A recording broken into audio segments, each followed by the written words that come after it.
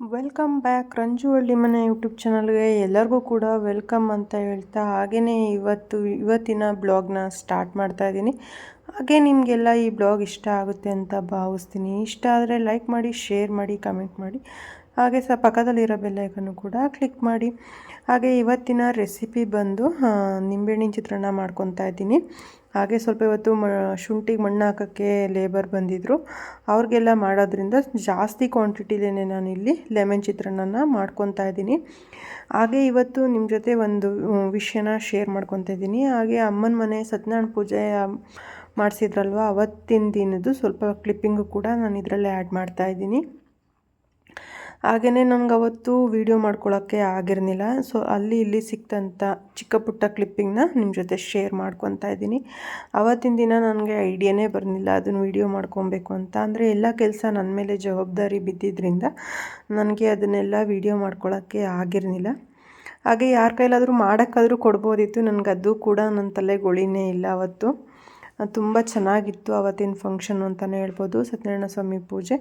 ಹಾಗೆಯೇ ನಾವು ಯಾವ ರೀತಿ ಮಾಡ್ತೀವಿ ಪೂಜೆನ ಮಾಡಿಸಿದ್ದು ಅಂದ್ಬಿಟ್ಟು ನಿಮ್ಮ ಕೈ ಶೇರ್ ಮಾಡ್ಕೊಳ್ಳೋಣ ಅಂತ ನನಗೂ ತುಂಬ ಆಸೆ ಇತ್ತು. ಬಟ್ ಸ್ವಲ್ಪ ಕ್ಲಿಪ್ಪಿಂಗ್ನ ನಾನು ತಕ್ಕೊಂಡೆ, ವೀಡಿಯೋ ಮಾಡಿಕೊಂಡೆ. ಅಂದರೆ ಈ ಕೆಲವೊಂದು ಕ್ಲಿಪ್ಪಿಂಗ್ಸ್ನ ನನ್ನ ಕೈಲಿ ತಗೊಳ್ಳೋಕ್ಕೆ ವೀಡಿಯೋ ಮಾಡ್ಕೊಳ್ಳೋಕ್ಕೆ ಆಗನೇ ಇಲ್ಲ. ಅದು ನಂಗೆ ನೆನಪೇ ಬರಲಿಲ್ಲ. ಅವತ್ತಿನ ಸತ್ಯನಾರಾಯಣ ಪೂಜೆ ಮಾಡಿದ ಬೆಳಗ್ಗೆಗೂ ಕೂಡ ಎಲ್ಲ ಕೂರಿಸಿರ್ತೀವಲ್ವ, ಅದನ್ನೆಲ್ಲ ತೆಗಿಬೇಕಾದ್ರೂ ಅಷ್ಟೇ ನನಗೆ ವೀಡಿಯೋ ಮಾಡ್ಕೊಬೇಕು ಅನ್ನೋದು ನನ್ನ ತಲೆಗೆ ಒಳಿನೇ ಇಲ್ಲ. ಅಂದರೆ ನಾವೆಲ್ಲ ಭಟ್ರ ಕೈಲೇನು ಅಡುಗೆ ಎಲ್ಲ ಮಾಡಿಸಿರ್ಲಿಲ್ಲ. ನಾವೇ ಮಾಡಿದ್ರಿಂದ ಅಡುಗೆ ಮಾಡೋ ಕೆಲಸ ಆಗಿರ್ಬೋದು, ಹಾಗೆ ಅಪ್ಪ ಅಮ್ಮ ತಂಗಿ ಎಲ್ಲ ಪೂಜೆ ಕೂತಿರ್ತಾರಲ್ವ, ಐನಾರು ಏನೆಲ್ಲ ಕೇಳ್ತಾರೆ ಅದನ್ನೆಲ್ಲ ಎಲ್ಪು ಕೂಡ ನಾವೇ ಮಾಡೋದ್ರಿಂದ ನನಗೆ ವೀಡಿಯೋ ಮಾಡ್ಕೊಳ್ಳೋಕ್ಕೆ ಆಗನೇ ಇಲ್ಲ. ಹಲವಾರು ಕಾರಣಗಳಿಂದ ವೀಡಿಯೋನ ನನಗೆ ಮಾಡಬೇಕಂತ ಅನ್ನಿಸ್ನೇ ಇಲ್ಲ. ಹಾಗೆಯೇ ನನಗೆ ಎಷ್ಟು ಕ್ಲಿಪ್ಪಿಂಗು ಸಿಕ್ಕಿದೆ ಅಷ್ಟು ಕ್ಲಿಪ್ಪಿಂಗ್ನ ನಿಮ್ಮ ಜೊತೆ ಶೇರ್ ಮಾಡ್ಕೊಳ್ಳೋಣ ಅಂದ್ಬಿಟ್ಟು ಅದನ್ನು ಈ ವಿಡಿಯೋದಲ್ಲಿ ನಾನು ಆ್ಯಡ್ ಮಾಡಿದ್ದೀನಿ. ಹಾಗೆ ಲೆಮನ್ ಚಿತ್ರಾನ್ನ ಮಾಡ್ಕೊಳ್ಳೋಕ್ಕೆ ನಾನಿಲ್ಲಿ ಜಾಸ್ತಿ ಕ್ವಾಂಟಿಟಿಲಿ ಮಾಡ್ತಾ ಇರೋದ್ರಿಂದ ಒಂದು ಫುಲ್ಲು ತೆಂಗಿನಕಾಯಿನ ಸಣ್ಣಕ್ಕೆ ತುರಿದು ಇಟ್ಕೊಂಡಿದ್ದೀನಿ. ಹಾಗೆಯೇ ಸುಮಾರು ಒಂದು 3 ಹಿಡಿಯುವಷ್ಟು ಬೆಳ್ಳುಳ್ಳಿನೂ ಕೂಡ ಸಿಪ್ಪೆ ತೆಗೆದು ಇಟ್ಕೊಂಡಿದ್ದೀನಿ. ಹಾಗೆ ಇದಕ್ಕಿಂತ ಸ್ವಲ್ಪ ಜಾಸ್ತಿನೇ ಕೊತ್ತಂಬರಿ ಸೊಪ್ಪು ಇದ್ದಿದ್ರೂ ಕೂಡ ತುಂಬ ಚೆನ್ನಾಗಿರುತ್ತೆ. ನಿಂಬೆಹಣ್ಣಿನ ಚಿತ್ರಾನ್ನಕ್ಕೆ ಕೊತ್ತಂಬರಿ ಸೊಪ್ಪು, ಹಸಿರು ಮೆಣಸಿನ್ಕಾಯಿ, ಹಾಗೆ ಬೆಳ್ಳುಳ್ಳಿ ಕಾಯಿ ತುಂಬ ಸ್ವಲ್ಪ ಜಾಸ್ತಿ ಇದ್ದರೆ ಚೆನ್ನಾಗಿರುತ್ತೆ ಟೇಸ್ಟು. ಹಾಗೆಯೇ ಇಲ್ಲಿ ಸುಮಾರು ಒಂದು 1/4 kg ಆಗೋವಷ್ಟು ಹಸಿರು ಮೆಣಸಿನ್ಕಾಯಿನೂ ಕೂಡ ನಾನು ತೊಳೆದು ಕಟ್ ಮಾಡ್ಕೊತಾ ಇದ್ದೀನಿ. ಅಂದರೆ ಇದು ಸ್ವಲ್ಪ ಖಾರ ಇಲ್ಲ, ಖಾರ ತಕ್ಕನಾಗಿ ನೀವು ಹಾಕ್ಕೊಬೋದು. ಇದು ಸ್ವಲ್ಪ ಖಾರ ಇರೋದ್ರಿಂದ ನಾನು ಹಸಿರು ಮೆಣಸಿನ್ಕಾಯಿನ ಅಷ್ಟನ್ನ ಹಾಕ್ಕೊತಾ ಇದ್ದೀನಿ. ಅದನ್ನು ಕೂಡ ಎಲ್ಲನೂ ಕೂಡ ಕಟ್ ಮಾಡಿ ಇಟ್ಕೊತಾ ಇದ್ದೀನಿ. ರೈಸ್ನು ಕೂಡ ಮಾಡೋಕ್ಕೆ ಇಟ್ಕೊಂಡಿದ್ದೀನಿ. ಹಾಗೆ ಲೇಖನಿಗೂ ಕೂಡ ನಾನು ತಿಂಡಿ ಮಾಡಿ ಅವಳನ್ನ ಕ್ಲಾಸ್ಗೆ ಕಳಿಸ್ದೆ. ಅವಳಿಗೆ ನನಗೆ ಈ ರೀತಿ ಕೆಲಸಕ್ಕೆಲ್ಲ ಬಂದಾಗ ನಾನು ಅವಳಿಗೆ ಇದರಲ್ಲಿ ತಿಂಡಿ ಮಾಡೋಕ್ಕಾಗಲ್ಲ. ಅವಳಿಗೆ 8:30ಗೆ ಕ್ಲಾಸು ಹೋಗ್ತಾಳೆ, ಬಸ್ ಬರುತ್ತೆ 8:30ಗೆ. ಅದರಿಂದಾಗಿ ನಾನು ಅವಳಿಗೆ ಇವತ್ತು ಚಪಾತಿ ಮಾಡಿಕೊಟ್ಟಿದ್ದೆ. ಅವಳಿಗೆ ಚಪಾತಿ ಮಾಡಿ ಅವಳನ್ನ ಕ್ಲಾಸ್ಗೆಲ್ಲ ರೆಡಿ ಮಾಡಿ ಅವಳಿಗೆ ತಿನ್ನಿಸಿ ಎಲ್ಲ ಕಳಿಸಿ ಆದಮೇಲೆ ನಾನು ಅವಳಿನ 8:30 ವರ್ಷದೊಳಗಡೆ ಹೋಗ್ಬಿಡ್ತಾಳೆ. ಅದಾದಮೇಲೆ ಇಲ್ಲಿ ನಾನು ಎಲ್ಲರಿಗೂ ಕೂಡ ತಿಂಡಿನ ಪ್ರಿಪೇರ್ ಮಾಡ್ಕೊತಾ ಇದ್ದೀನಿ. ಹಾಗೆ ಹಸಿರು ಮೆಣಸಿನ್ಕಾಯಿನೂ ಕೂಡ ಕಟ್ ಮಾಡಿ ಇಟ್ಕೊಂಡಿದ್ದೀನಿ. ಬೆಳ್ಳುಳ್ಳಿನ ಇವಾಗ ಚೆನ್ನಾಗಿ ಕುಟ್ಕೊತೀನಿ. ಕುಟಾಣಿ ಒಳಗಡೆ ಹಾಕಿ ಚೆನ್ನಾಗಿ ಕುಟ್ಕೊತೀನಿ ಬೆಳ್ಳುಳ್ಳಿ ಈರುಳ್ಳಿನೂ ಕೆಲವರು ಹಾಕಿ ಮಾಡ್ತಾರೆ. ಈರುಳ್ಳಿ ಹಾಕೋದ್ರಿಂದ ಅಷ್ಟು ಟೇಸ್ಟಿಯಾಗಿರಲ್ಲ ಈ ಲೆಮನ್ ಚಿತ್ರಾನ್ನ. ಈ ರೀತಿ ಬೆಳ್ಳುಳ್ಳಿ ಜಾಸ್ತಿ ಹಾಕಿ ಮಾಡೋದ್ರಿಂದ ತುಂಬ ಚೆನ್ನಾಗಿರುತ್ತೆ ಅಂತಲೇ ಹೇಳ್ಬೋದು ಈ ಬೆಳ್ಳುಳ್ಳಿ ಚಿತ್ರಾನ್ನ. ನಿಂಬೆಹಣ್ಣಿನ ಚಿತ್ರಾನ್ನ. ಎಷ್ಟು ನಾವು ಬೆಳ್ಳುಳ್ಳಿ ಮತ್ತು ಹಸಿರು ಮೆಣಸಿನ್ಕಾಯಿ, ಸಾಂಬಾರು ಸೊಪ್ಪೆಲ್ಲ ಜಾಸ್ತಿ ಹಾಕ್ತೀವಿ ಅಷ್ಟೇ ಚೆನ್ನಾಗಿ ಬರುತ್ತೆ.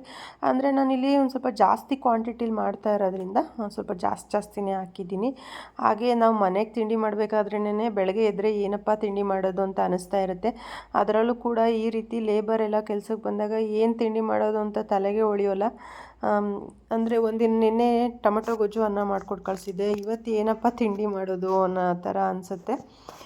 ಆದ್ದರಿಂದ ನಾನು ಸ್ವಲ್ಪ ಹೊತ್ತು ಕೂತ್ಕೊಂಡು ಯೋಚನೆ ಮಾಡಿ ಲೆಮನ್ ಚಿತ್ರಾನ್ನನೇ ಮಾಡೋಣ, ಮನೇಲೇ ನಿಂಬೆಹಣ್ಣು ಕೂಡ ಜಾಸ್ತಿನೇ ಇದ್ದು, ಅದರಿಂದ ಲೆಮನ್ ಚಿತ್ರಾನ್ನನೇ ಮಾಡೋಣ ಅಂದ್ಬಿಟ್ಟು ಮಾಡ್ತಾಯಿದ್ದೀನಿ. ಹಾಗೆಯೇ ಬೆಳ್ಳುಳ್ಳಿನೂ ಕೂಡ ಕಟ್ ಮಾಡಿ ಎತ್ತಿಟ್ಕೊಂಡೆ. ಹಾಗೆ ಸುಮಾರು ಇಲ್ಲಿ ಒಂದು 5ರಿಂದ 6 ನಿಂಬೆಹಣ್ಣು ಚೆನ್ನಾಗಿ ಹಿಂಡ್ಕೊತಾ ಇದ್ದೀನಿ. ಅಂದರೆ ಇದು ಚೆನ್ನಾಗಿ ಹಣ್ಣಾಗಿರೋದ್ರಿಂದ ನಿಂಬೆಹಣ್ಣು ಚೆನ್ನಾಗೂ ಕೂಡ ರಸ ಬರ್ತಾ ಇರೋದ್ರಿಂದ ಒಂದು 5ರಿಂದ 6 ನಿಂಬೆಹಣ್ಣು ಸಾಕಾಗುತ್ತೆ. ಅಷ್ಟನ್ನು ಕೂಡ ನಾನೆಲ್ಲ ಒಂದೇ ಸಲ ಕಟ್ ಮಾಡಿ ಈ ರೀತಿ ರಸನ ತೆಗೆದು ಎತ್ತಿಟ್ಕೊತಾ ಇದ್ದೀನಿ. ಹಾಗೆಯೇ ಈ ರೀತಿ ಎಲ್ಲ ಪ್ರಿಪೇರ್ ಮಾಡಿ ಇಟ್ಕೊಂಡೆ ಅಂದರೆ ಬೇಗನೆ ಆಗುತ್ತೆ ಚಿತ್ರಾನ್ನನೂ ಕೂಡ. ಹಾಗೆ ಇಲ್ಲಿ ಒಂದು ಬಾಣಲಿ ಇಟ್ಕೊಂಡು ಬಾಣಲಿಗೆ ಸುಮಾರು ಒಂದು 1/4 ಲೀಟ್ರಷ್ಟು ಎಣ್ಣೆನ ಹಾಕ್ಕೊತಾ ಇದ್ದೀನಿ. ಸ್ವಲ್ಪ ಈ ಚಿತ್ರಾನ್ನ ಪುಳಿಯೋಗರೆ ಎಲ್ಲ ಸ್ವಲ್ಪ ಎಣ್ಣೆ ಜಾಸ್ತಿ ಇದ್ದರೆ ಆ ಟೇಸ್ಟು ಚೆನ್ನಾಗೇ ಇರುತ್ತೆ ಅಂತ ಹೇಳ್ಬೋದು.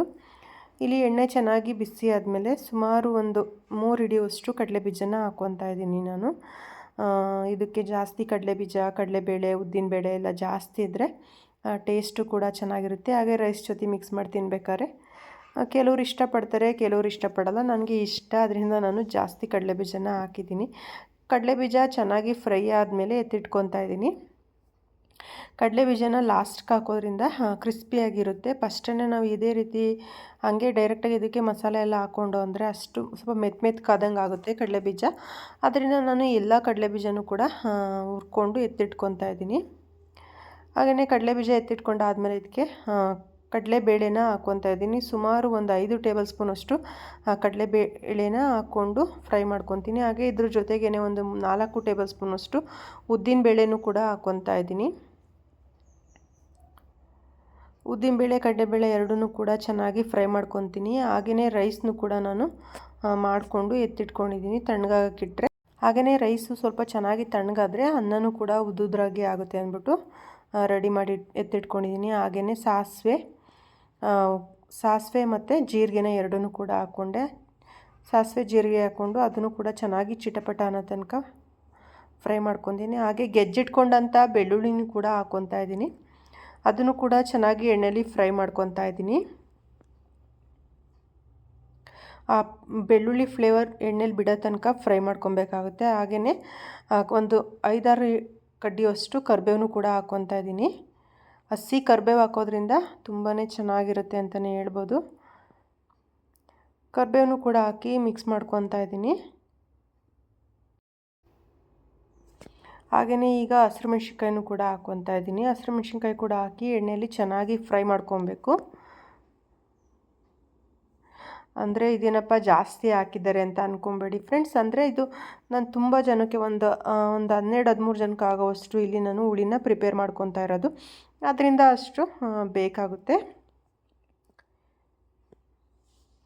ಹಾಗೆಯೇ ಈಗ ಅದು ಕೂಡ ಎಣ್ಣೆಯಲ್ಲಿ ಚೆನ್ನಾಗಿ ಫ್ರೈ ಆಗಿದೆ. ಇವಾಗ ರುಚಿಗೆ ತಕ್ಕಷ್ಟು ಉಪ್ಪನ್ನ ಹಾಕ್ಕೊತಾ ಇದ್ದೀನಿ. ಹಾಗೆಯೇ ಇದಕ್ಕೆ 1 ಸ್ಪೂನಷ್ಟು ಪೆಪ್ಪರ್ ಪೌಡ್ರನ್ನು ಕೂಡ ಹಾಕ್ಕೊತಾ ಇದ್ದೀನಿ. ಹಾಗೆ 1 ಸ್ಪೂನಷ್ಟು ಜೀರಿಗೆ ಪೌಡ್ರು, ಹಾಗೆ ಸ್ವಲ್ಪ ಅರಶಿನ ಪುಡಿ, ಅರ್ಧ ಸ್ಪೂನಷ್ಟು ಅರಶಿನ ಪುಡಿ ಅಷ್ಟನ್ನು ಕೂಡ ಹಾಕಿ ಮಿಕ್ಸ್ ಮಾಡ್ಕೊತಾ ಇದ್ದೀನಿ. ಹಾಗೆಯೇ ಅದು ಚೆನ್ನಾಗಿ ಮಿಕ್ಸ್ ಆಗಿ ಸೈಡ್ಸಲ್ಲೆಲ್ಲ ಎಣ್ಣೆ ಬಿಡ್ತಾ ಇದೆ. ಇವಾಗ ತುರಿದಿಟ್ಕೊಂಡಂಥ ಹಸಿ ತೆಂಗಿನಕಾಯಿ ತುರಿನೂ ಕೂಡ ಹಾಕ್ಕೊತಾ ಇದ್ದೀನಿ. ಹಸಿ ತೆಂಗಿನಕಾಯಿ ತುರಿನ ಹಾಕಿ ಚೆನ್ನಾಗಿ ಅದು ಎಣ್ಣೆಯಲ್ಲಿ ಫ್ರೈ ಆಗೋ ತನಕ ಸ್ವಲ್ಪ ಬಾಡಿಸ್ಕೊಬೇಕಾಗುತ್ತೆ. ಜಾಸ್ತಿ ಹೊತ್ತು ಇದನ್ನು ಮಿಕ್ಸ್ ಮಾಡಿಕೊಂಡು ಬಾಡಿಸ್ಕೊಬೇಕಾಗಿಲ್ಲ. ಸ್ವಲ್ಪ ಒಂದು 3-5 ನಿಮಿಷ ಇದನ್ನು ಬಾಡಿಸ್ಕೊಂಡ್ರೆ ಸಾಕಾಗುತ್ತೆ. ಹಾಗೆಯೇ ಕಟ್ ಮಾಡಿ ಇಟ್ಕೊಂಡಂಥ ಕೊತ್ತಂಬರಿ ಸೊಪ್ಪನ್ನು ಕೂಡ ಹಾಕಿ ಇವಾಗ ಮಿಕ್ಸ್ ಮಾಡ್ಕೊತಾ ಇದ್ದೀನಿ. ಹಾಗೆಯೇ ನಾನು ಲೆಮನ್ ರಸನ ಇವಾಗ ಹಾಕ್ಕೊತಾ ಇಲ್ಲ. ಸ್ವಲ್ಪ ಇದು ತಣ್ಣಗಾದ್ಮೇಲೆ ಹಾಕಿದರೆ ಚೆನ್ನಾಗಿರುತ್ತೆ. ಬಿಸಿದ್ರಲ್ಲಿ ಹಾಕಿರೋ ಒಂದು ಸ್ವಲ್ಪ ಕಿರ್ಕಾಯಿ ಅನ್ನೋ ಥರ ಆಗುತ್ತೆ, ಸ್ವಲ್ಪ ಕಹಿ ಅನಿಸುತ್ತೆ. ಅದಕ್ಕೆ ಇದು ಸ್ವಲ್ಪ ಚೆನ್ನಾಗಿ ತಣ್ಣಗಾದಮೇಲೆ ನಾನು ಇದಕ್ಕೆ ನಿಂಬೆಹಣ್ಣಿನ ರಸ ಹಾಗೆಯೇ ಕಡಲೆಬೀಜನ ಮಿಕ್ಸ್ ಮಾಡ್ಕೊತೀನಿ. ನೋಡ್ತಾ ಇರ್ಬೋದು ಇವಾಗ ಹುಳಿನೂ ಕೂಡ ಚೆನ್ನಾಗಿ ತಣ್ಣಗಾಗಿದೆ. ಈ ಟೈಮಲ್ಲಿ ನಾನು ಆವಾಗಲೇ ನಿಂಬೆಹಣ್ಣಿನ ರಸನ ಎತ್ತಿಟ್ಕೊಂಡಿದ್ದೆ ಅಲ್ವಾ, ಅದನ್ನು ಕೂಡ ಹಾಕ್ಕೊತಾ ಇದ್ದೀನಿ. ಹಾಗೆಯೇ ಅವ್ರಿಗೆ ಕೊಡೋಕ್ಕೆ ಅಂದ್ಬಿಟ್ಟು ಪಕ್ಕದಲ್ಲಿ ಕೂಡ ಟೀನೂ ಕೂಡ ರೆಡಿ ಮಾಡ್ಕೊತಾ ಇದ್ದೀನಿ. ಹಾಗೆಯೇ ಇವಾಗ ಕಡಲೆಬೀಜ ಮತ್ತು ನಿಂಬೆಹಣ್ಣಿನ ರಸನ ಹಾಕಿ ಮಿಕ್ಸ್ ಮಾಡಿಕೊಂಡ್ರೆ ಚಿತ್ರಾನ್ನದ್ದು ಲೆಮನ್ ಗೊಜ್ಜು ರೆಡಿಯಾಗುತ್ತೆ. ನಿಂಬೆಹಣ್ಣಿನದು ಗೊಜ್ಜು ರೆಡಿಯಾಗುತ್ತೆ. ಇದನ್ನು ರೈಸ್ ಜೊತೆಗೆ ನಮಗೆ ಎಷ್ಟು ಬೇಕು ಅಷ್ಟನ್ನು ಮಿಕ್ಸ್ ಮಾಡಿಕೊಂಡ್ರೆ ಆಯಿತು. ತುಂಬಾ ಚೆನ್ನಾಗಿರುತ್ತೆ ಅಂತಲೇ ಹೇಳ್ಬೋದು. ಹಾಗೆಯೇ ಇದ್ರ ಜೊತೆಗೇ ನನ್ನ ಅಮ್ಮನ ಮನೆಯದು ಕ್ಲಿಪ್ಪಿಂಗು ಕೂಡ ಆ್ಯಡ್ ಮಾಡಿದ್ದೀನಿ ಫ್ರೆಂಡ್ಸ್. ಹಾಗೆ ಇದೇ ನಮ್ಮ ಅಮ್ಮನ ಮನೆ. ನಾವು ಇವಾಗ ರೆಡಿ ಮಾಡಿಸಿದಂಥ ಮನೆ, ಅಮ್ಮ ರೆಡಿ ಮಾಡಿಸಿದಂಥ ಮನೆ. ಹೇಗಿದೆ ಅಂತ ಹೇಳಿ ಫ್ರೆಂಡ್ಸ್ ಮನೆ. ಹಾಗೆಯೇ ಅವತ್ತಿನ ದಿನ ಸ್ವಲ್ಪ ನಾನು ಮುಂಚೆನೇ ಬೇಗ ಒಂದು 3 ಗಂಟೆಗೆ ಎದ್ದಿದ್ದು, ಎಲ್ಲ ರೆಡಿ ಮಾಡ್ಕೊಬೇಕಲ್ವ, ಪ್ರಿಪ್ರೇಷನ್ ಮಾಡ್ಕೊಳ್ಳೋದ್ರಿಂದ ಬೇಗನೆ ಎದ್ದು ಸ್ವಲ್ಪ ವೀಡಿಯೋನ ಮಾಡಿಕೊಂಡೆ. ಅದಾದಮೇಲೆ ನನಗೆ ಆ ವಿಡಿಯೋನ ಮಾಡ್ಕೊಬೇಕು ಅನ್ನೋದೇ ನನಗೆ ಐಡಿಯಾ ಬರಲಿಲ್ಲ.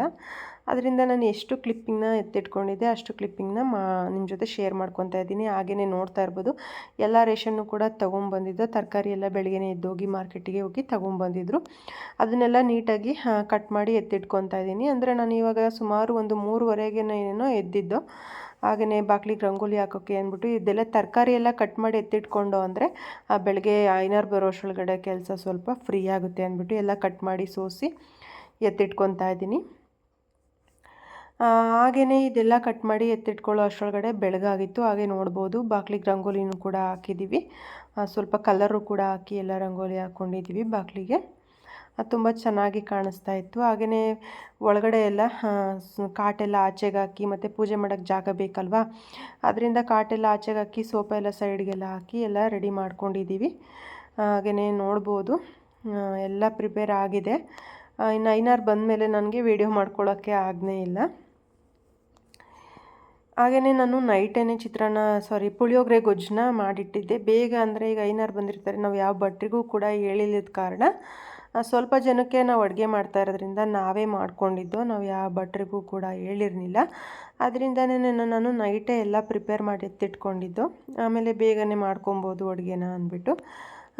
ಅದಾದಮೇಲೆ ನಾವು ನೈಟೇ ಪುಳಿಯೋಗರೆ ಗೊಜ್ಜು ಮಾಡಿ ಎತ್ತಿಟ್ಟಿದ್ನಲ್ವ, ಅದು ಕೂಡ ನಾನು ವಿಡಿಯೋ ಮಾಡ್ಕೊಂಡಿಲ್ಲ. ಎಷ್ಟು ಕ್ಲಿಪ್ಪಿಂಗ್ ಇದೆ ಅಷ್ಟು ಕ್ಲಿಪ್ಪಿಂಗ್ನ ನಿಮ್ಮ ಜೊತೆ ಶೇರ್ ಮಾಡ್ಕೊಂಡಿದ್ದೀನಿ. ಅಡುಗೆ ಮಾಡಿದ್ದಾಗಿರ್ಬೋದು, ಹಾಗೆಯೇ ನಾವು ಪೂಜೆ ಮಾಡ್ತಾ ಇರ್ಬೇಕಾದ್ರೆ ಜಾಸ್ತಿ ಕ್ಲಿಪ್ಪಿಂಗ್ ಎಲ್ಲ ತೆಕ್ಕೊಳ್ಳೋಕ್ಕೆ ಆಗಲಿಲ್ಲ. ಸ್ವಲ್ಪ ನೀರಿನ ಪ್ರಾಬ್ಲಮ್ ಇದ್ದಿದ್ದರಿಂದ ನಾನು ನೀರು ಹಿಡಿಯೋದ್ರಲ್ಲಿ ಬಿಸಿ.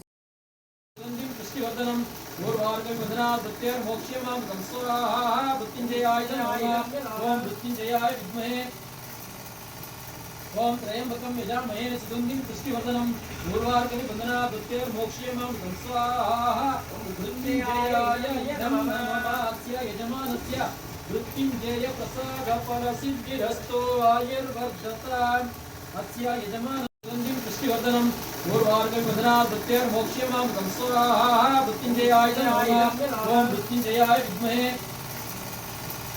ओम त्रयंबकं यजामहे सुगंधिं पुष्टिवर्धनं पूर्वार्कं वंदना भृत्योर्मोक्ष्यमां स्वाहा मृत्युंजयाय इदं नमः अस्य यजमानस्य मृत्युंजय प्रसादफलसिद्धिरस्तो आयुर्वर्धताम् अस्य यजमान